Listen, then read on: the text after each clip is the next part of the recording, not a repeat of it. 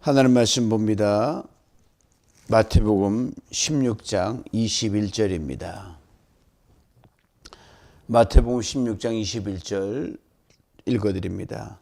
이때로부터 예수 그리스도께서 자기가 예루살렘에 올라가 장로들과 대제사장들과 서기관들에게 많은 고난을 받고 죽임을 당하고 제3일에 살아나야 할 것을 제자들에게 비로소 나타내시니 아멘. 특세 첫째 날 용광으로 가는 길, 오늘 말씀 한 절을 통해서 이 말씀의 깊은 의미로 들어가 다시 한번 하나님께서 우리를 무엇을 하셨는가, 주님이 걸어가신 길을 묵상하는 가운데 샘을 얻는 복된 시간 되기를 원합니다. 네덜란드가 낳은 유명한 화가 반 고흐를 잘 아시죠? 그 가문은 대대로 독실한 크리스천 가정이었습니다. 그는 고뇌형 인간이었기에 너무 힘들면 자해 소동까지 벌일 정도로 그렇게 고뇌형 인간이었어요. 그래서 정신병원을 몇 차례 전전하기도 했습니다. 이런 그런 사람들은 미친 사람이라고 그렇게 치부했습니다. 잘 모르니까요. 근데 이 모든 것이 이 바운 고흐가 예수를 깊이 묵상하고 미쳐서 신앙에 골똘한 그 결과가 나온 그의 상황이었다고 후대의 사람들은 이야기하고 그 가족들도 증거합니다. 이걸 생각하면 여러분 사도행전이 묵상 끝나잖아요. 사도행전에 보면 바울이 아그리빠 왕 앞에서 복음을 전하는 참으로 기이한 장면이 나오지 않습니까? 근데 바울의 말을 다 들은 이 아그리빠 왕이 이렇게 대답을 합니다. 바울아, 네가 미쳤구나. 네가 많이 배운 줄 알았는데 결국은 십자가 그게 뭐라고 너를 미치게 만들었구나, 이렇게 말한 장면이 나옵니다. 이때 바울이 담대히 얘기하죠. 죄수의 신분이었지만 쇠사슬의 메인 채, 내가 이 쇠사슬의 메인 이것만 빼놓고는 여러분 나와 같이 예수를 알기 원한다고 이 바울이 그렇게 전도를 합니다. 바울 분명 미쳤습니다. 그러나 제대로 미친 것입니다. 바운 고흐도 그랬어요. 예수께 미친 사람이 됐습니다. 그걸 화폭에 담아놨어요. 그 자진해서 정신병원에 들어갔는데요. 그 전에 친구에게 썼던 편지들이 있거든요. 책으로 나와 있습니다. 이렇게 증거합니다. 들어보세요. 예수 그분은 홀로 모든 철학자들, 모든 마술가들, 아니 그 외 그 어느 누구보다도 영생을 이렇게 분명히 확정하셨다. 영생이란 가장 확실한 것, 영생이란 무한시간이라는 것, 영생이란 죽음을 무색해 만드는 것, 영생이란 조용한 헌신이 인생에 꼭 필요한 것이요 목적이라는 것을 말이다. 예수 그분은 조용한 삶을 사셨다. 세상의 예술가들이 자신들의 작품 재료로 사용하는 대리석, 진흙, 물감을 조롱하듯이 예수 그분은 자신의 살로 친히 작업하셨다. 그는 위대한 예술가시다. 다시 말하면 그 어느 누구도 범접할 수 없는 화가시다. 아무리 뛰어난 화가가 아무리 좋은 도구를 사용한다 할지라도 조각에 새기거나 화폭에 담거나 책으로 담아내는 것이 고작이지만 예수 그는 분명 가장 확실하게 사람을 살리고 불멸의 존재로 만들었다. 가장 뛰어난 화가가 예수 그리스도다. 생명화가다.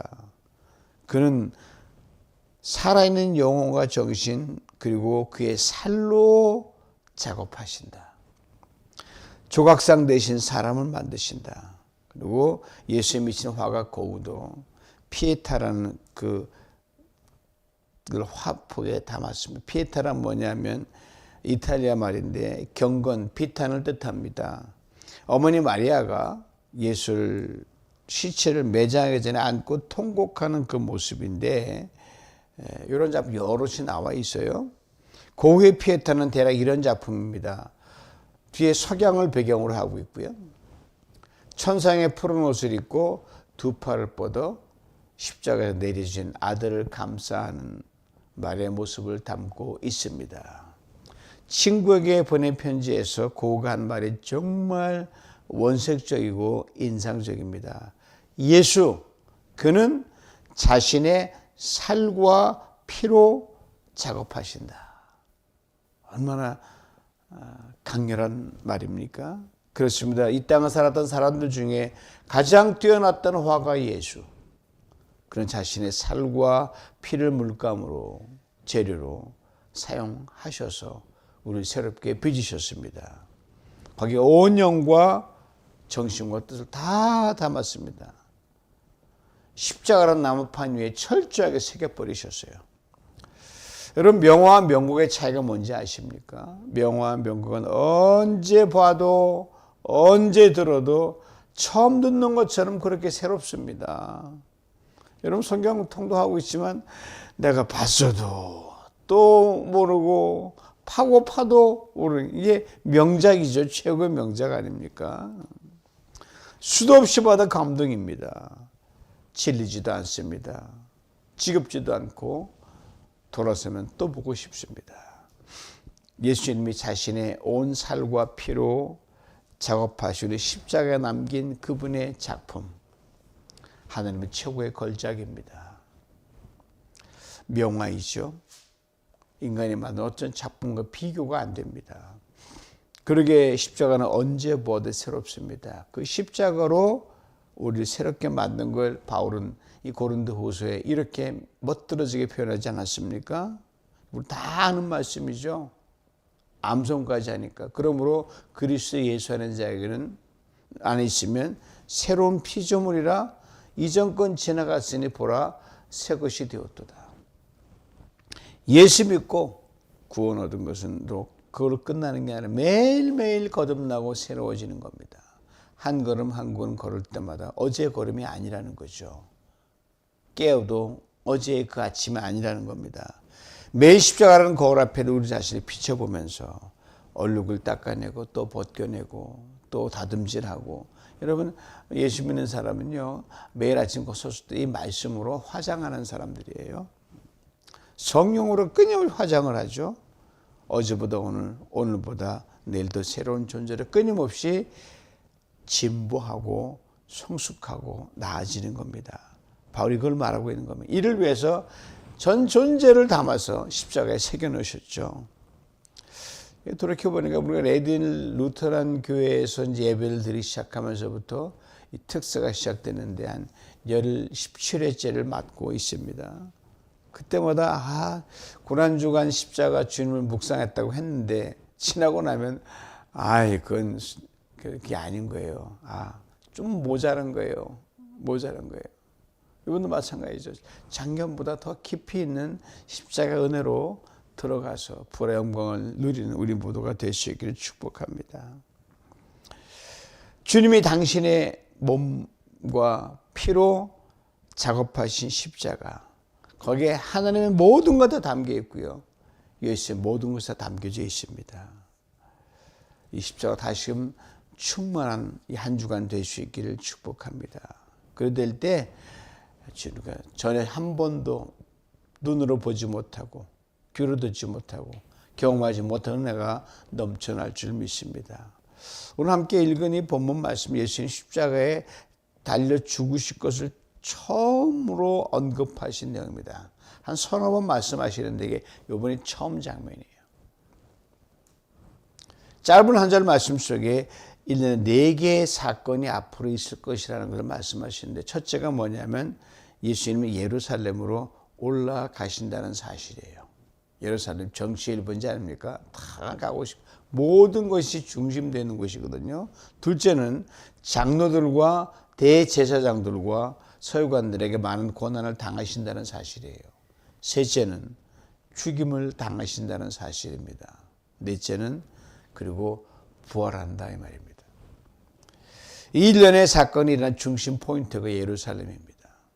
모든 길이 로마로 통한다 것처럼 당시 유대 사회에서 모든 길은 예루살렘을 통하게 되어 있습니다. 거기 그리스도의 십자가가 있기 때문입니다. 예수님의 사역을 물리적으로 표현하자면 두 개의 거대한 에너지가 집약되는 걸로 볼 수 있습니다. 먼저는 모여지는 겁니다. 우주의 온 힘이 한 곳으로 모여지는 거예요. 그 다음은 퍼져버리는 겁니다. 모인 힘이 쫙 발산하면 굉장하죠. 오늘 본문이 바로 이 두 개의 거대한 힘, 모임, 퍼짐, 십자가라는 그 안에서 드러나고 있죠. 그래서 십자가는 언제나 항상 이 모여지는 힘이 응축되는 게 먼저고요. 그 다음에 그 힘이 다시 쫙 퍼지는 게 나중입니다. 십자가 자체로는 결코 영광이 아닙니다. 수치와 부끄러움과 저주와 절망이죠. 예수님은 담대히 십자가 위에서 자신이 죽으실 것을 말씀하시고 주님이 자기 끝을 선언하십니다. 내가 이렇게 끝을 맺겠다. 자, 이 말을 들으면서 이 제자들이 그 끝 죽음 십자가 저 너머에서 부활의 찬란한 영광을 못 보니까, 듣지 못하니까 깨닫지 못하는 거예요. 3번 말씀하셔도 전혀 뭔지 몰랐어요. 그렇게 오늘 본 말씀 중에 제자들은 2개 정도는 둘은 받아들일 수 있었어요. 뭐냐면요, 예루살렘에 올라간다. 그렇죠. 예루살렘 거기에는 왕들이 있는 곳이니까 이제 드디어 왕으로 등극하시는구나. 우리가 그러면 영정되고 좌정되고 꿈을 부풀었으니까 오케이. 그 다음은 사흘 만에 부활하는 것. 그냥 새롭게 부활하는 거니까 좋은 말 아닙니까? 그러면 그 부활수 제자들은 다윗과 솔로몬의 그 쓰러던 모든 영광이 재현되고 부활된다는 걸로 그들은 그렇게 인터프리트 했어요. 그러니까 와, 그 둘에는 전혀 이해가 없었습니다. 근데 다른 또 2가지를 이들은 받아들일 수가 없었어요. 첫째가 고난받는 것이고요. 둘째가 죽임당하는 겁니다. 이 말을 들은 베드로가 성미 급한 중에 딱 가로막고 주님 안 돼요. 절대로 이런 일은 주님이 일어나서는 안 됩니다. 라고 만류합니다. 이 세번역 성경에는 이 베드로가 이렇게 한 걸 이렇게 재밌게 표현했어요. 베드로가 예수님께 대들었다. 되는 건 좋은데 안 되는 거 말씀하시니까 이게 매치가 안 되잖아요. 요건 안 됩니다라고 한 거예요. 베드로가 이렇게 예수님 대든 것은 예수님 말씀 중에 인자로서의 당신의 인생의 종착역, 즉 십자가에서 죽는 것을 언급하셨기 때문입니다. 그러니까 십자가는 무슨 십자가입니까? 죽는 건 또 무슨 소리십니까? 못된 바리새인들과 종교 지도자에게 고난받는 것도 무슨 소리입니까? 이 씩씩거리는 이 베드로를 보고 예수님이 단호하게 말씀하십니다. 사탄아, 내 뒤로 물러가라. 너는 나에게 걸림돌이다. 너는 하나님 일 생각하여 어찌 네 일만 생각하냐 이렇게 말씀하시죠. 예수님이 하신 이 말씀은 즉흥적으로 내가 그냥 결정한 게 아니라 오래전부터 하나님께서 예정에 섭리하신 그 사건이다. 십자가는 영원 전부터 영원 시간부터 있었다는 거예요. 우리는 모르 저는 가면서 그게 참 희한해요. 영원부터 십자가 있었다. 아담과 하와 죄 짓기 전부터 섭리하신 게 십자가입니다.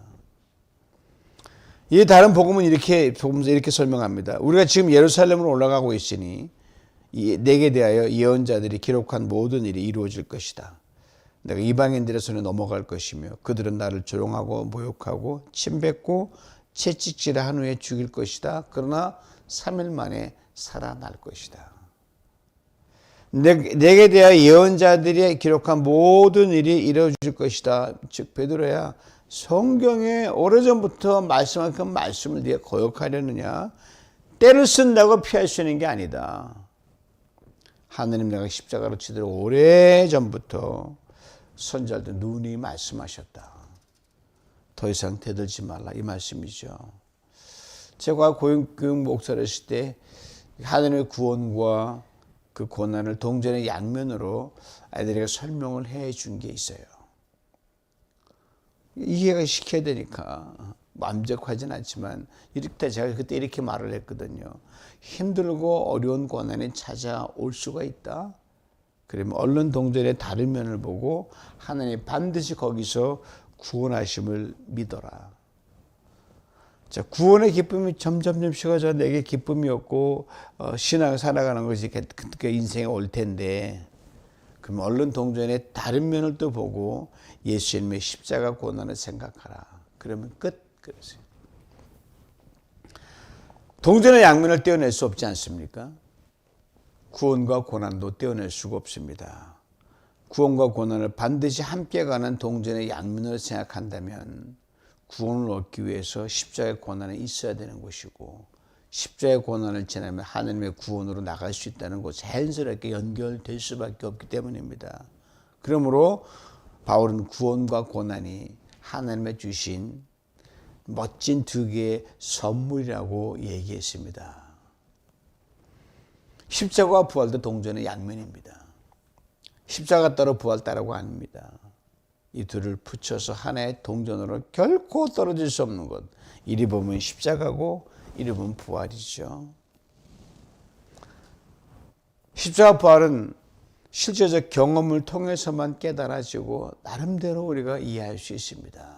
우리 말씀을 통해서 성령의 감동으로 이걸 알지만 또 지나고 나면 또 이러지 장로님 기도하시는데 시간 가면 또 잊어버리잖아요. 그래서 이 1년에 한 번 만나는 이 특별 새벽 예배가 귀중하다는 거죠. 오래전 시편기는 이렇게 고백했습니다. 고난당하는 것이 내게 유익이라 이것으로 내가 하나님의 율례를 배우게 되었노라. 예수님 십자가 고난의 적용을 보면 이렇게 됩니다. 예수님도 사람 되셨잖아요. 친히 십자가 고난을 당하셨기에 이것이 우리를 곧 죄와 사망에서 건지신 하나님의 부활의 능력으로 나타날 수 있었습니다. 그러면 예수님도 고난이 얼마나 힘들면 이 잔을 내게서 옮겨달라고 그렇게 기도하셨어요. 그쵸? 결국 마지막 순종하셨죠. 내 뜻대로 마시고 아버지 뜻대로 하시옵소서. 예루살렘에 올라가셔서 십자가 지시한다는 이 예수님께 대들던 베드로 결국은 언제 깨닫습니까? 부활하신 예수님 해변가에 만난 그 집에 다 파김치에서 다 창피다 당하고 그때 비로소 아하 깨닫게 돼요. 인생의 아하 모먼트는 항상 뒤늦게 와요. 주님이 자기의 끝, 죽음의 선언이 부활의 영광으로 나가는 길이었다는 것을 비로소 베드로가 깨닫습니다. 아무 말도 할 수 없었죠. 이미 다 주님 말씀에 이루어졌으니까.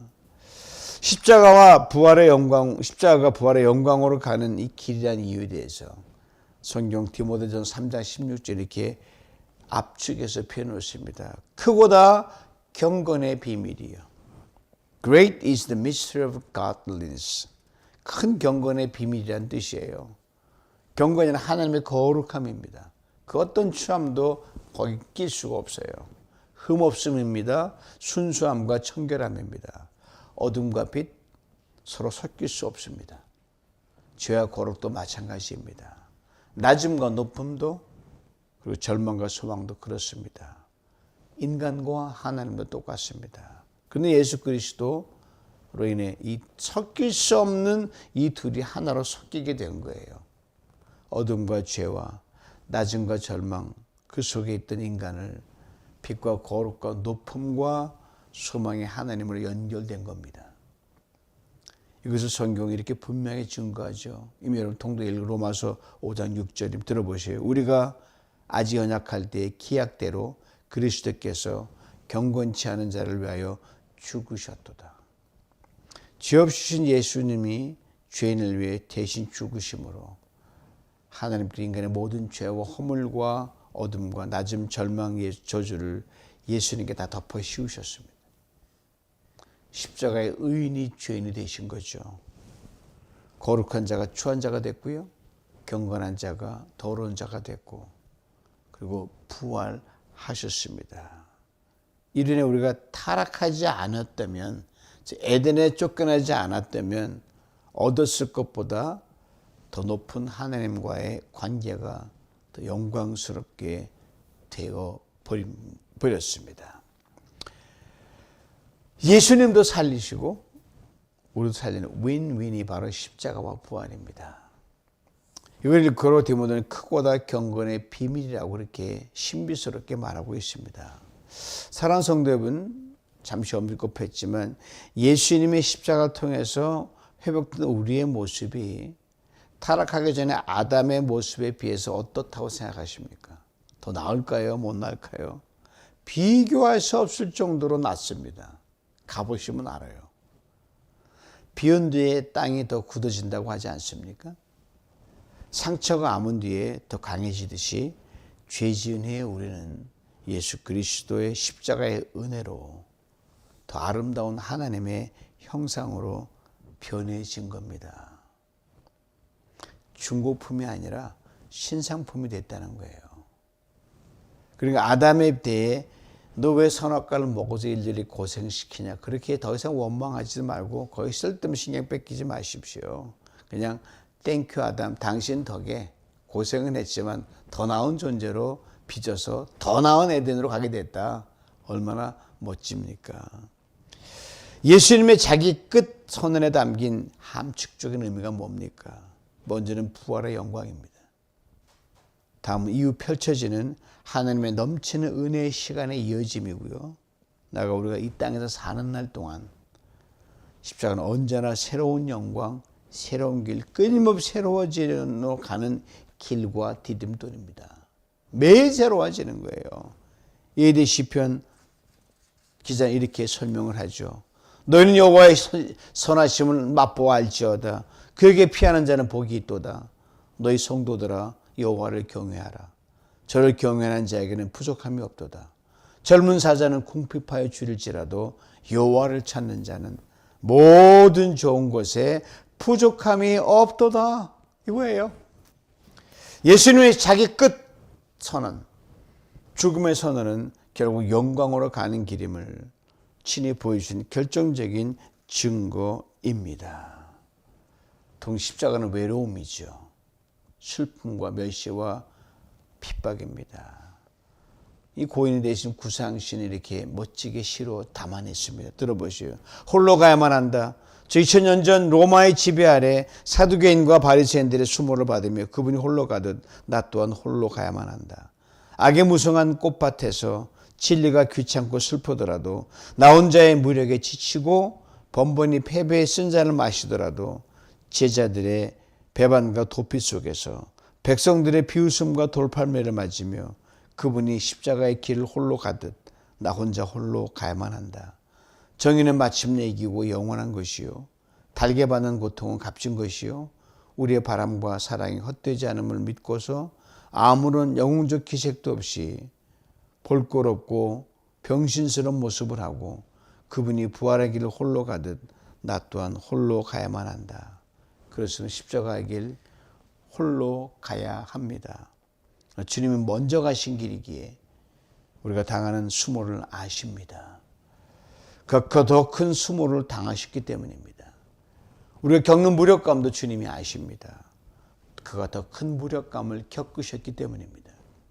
우리가 맛보는 패배의 쓴잔도 주님이 아십니다.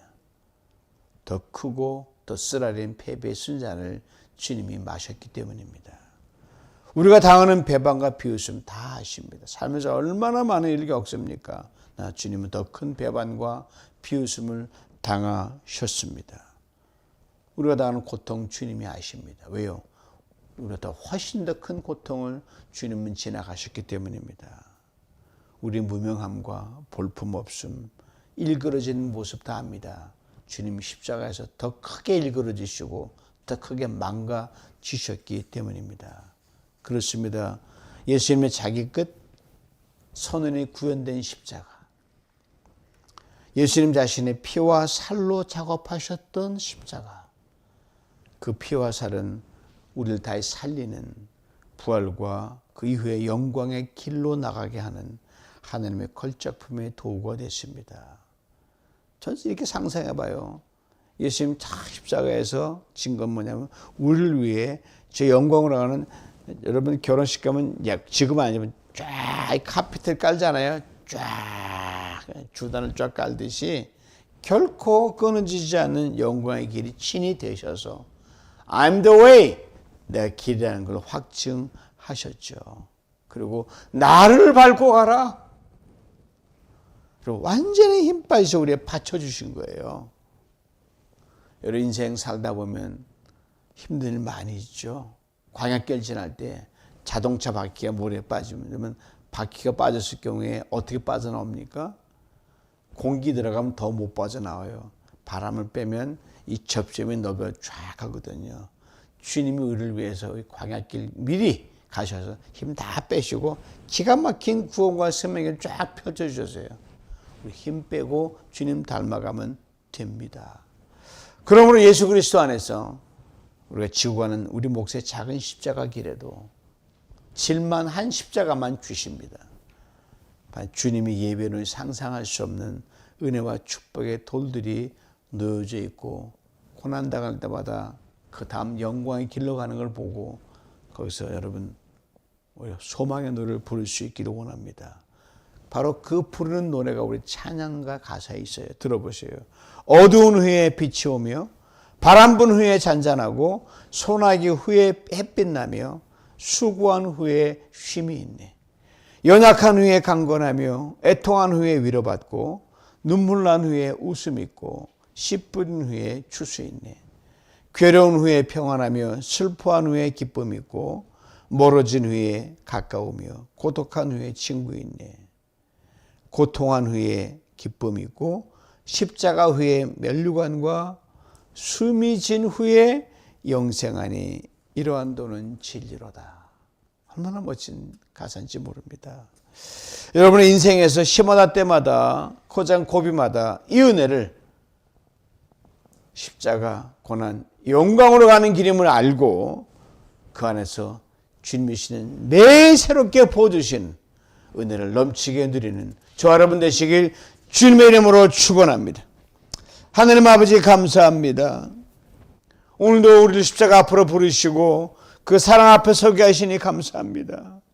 너무 쉽게 십자가를 안다고 말하지만 실상은 언저리만 맴돌았던 우리의 삶이었습니다. 주님 당신의 살과 피로 그려내신 그 십자가 앞에 우리 자신 내려놓습니다. 고난은 피하고 싶고 십자가는 외면하고 싶고 부활의 영광만 붙잡았던 우리 연약함을 용서하여 주옵소서. 주님 십자가 없는 부활이 없음을 깨닫게 하시고 고난 없는 구원이 없음을 우리 삶 속에서 깊이 배우게 하여 주시옵소서.